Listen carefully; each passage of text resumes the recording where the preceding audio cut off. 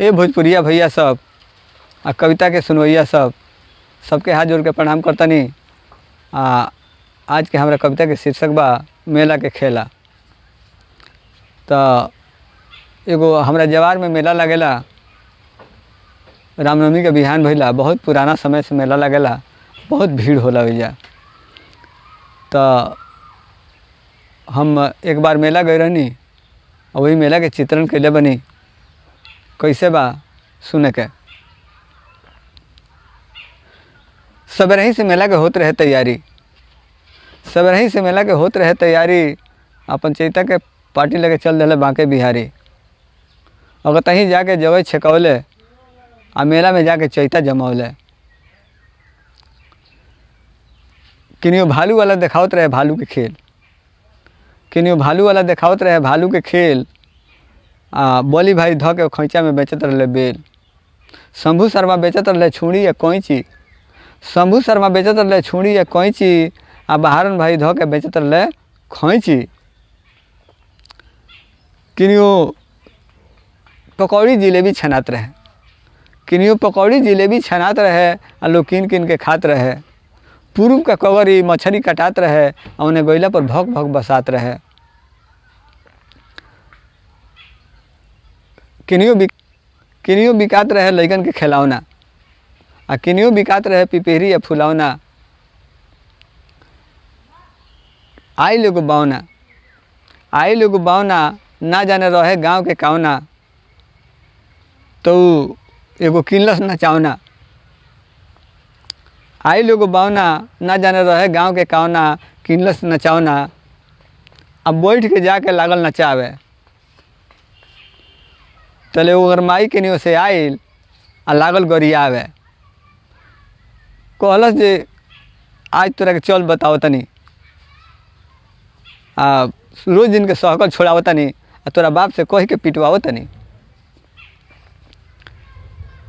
बगल वाली भाभी, हमरा बगल वाली भाभी खड़ा रहली जिलेबी के दुकान पर। तब ले एगो मध हुआ के काट डलस उनके कान पर। भाभी लगली झारे आ लोग लागल निहारे। जल्दी से जिलेबी जो खौली आ भगली किनारे। भाई हो हुसेपुर के बनिया, हुसेपुर के बनिया बेचत रहे गुरधनिया आ किने खातिर खड़ा रहे बदरी नचनिया।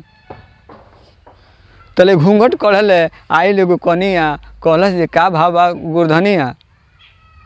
तो कहले बनिया भगरे बकनिया, कितना दे दी गुरधनिया। ओइजा से हम बढ़नी आगे, ओइजा से जैसे हम बढ़नी आगे तो लोग लागल भागे। पूरा मेला के लोग खदबदाए लागल आ भाग भाग के पराए लागल। लोगे पर लोग ढिमिलाए लागल। एगो बुढ़िया मेला में दबाए लागल। तब बापा रे मैया बचावे भैया चिल्लाए लागल। सब मेला के लोग तितर बितर हो गए रहे। एने से ओने भागल। हम पूछनी जे का हो भाई। तो लोग कहल जे हाथी सनकल बा एनिए आई। हम लगनी हाँफे, डरे लगनी काँपे आ रास्ता लगनी नापे। भाई हो सब मेला के लोग खदबदा गए रहे आ जहें के तहें छितरा गए रहे। सब लोग अपन अपन भुलाइल लोग के खोजत रहे। तो वही में बटुरिया के माई बटुरिया पुकारत रहे। बटुरिया के माई बटुरिया पुकारत रहे। आ छोटकी बिटिया के मारत रहे आ ओकरे पर गुस्सा उतारत रहे। तो लखन ब मखन से कहली बोला के कि देखो ना बाबू बिटिया के आके मेला में काहे ऐठतिया या चले के घरे तो बैठतिया।